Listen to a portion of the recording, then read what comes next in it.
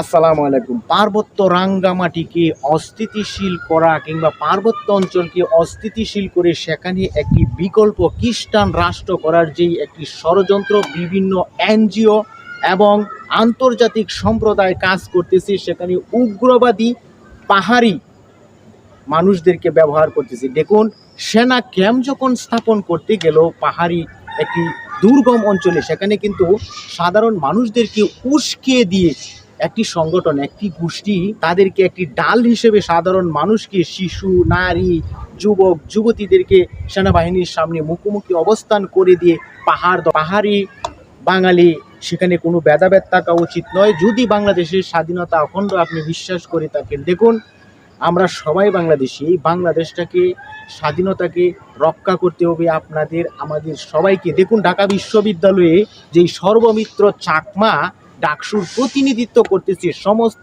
পাহাড়িদেরকে, সমস্ত পার্বত্য অঞ্চলদেরকে, তাকে সাধুবাদ জানানো উচিত, তাকে নিয়ে আনন্দিত হওয়া উচিত।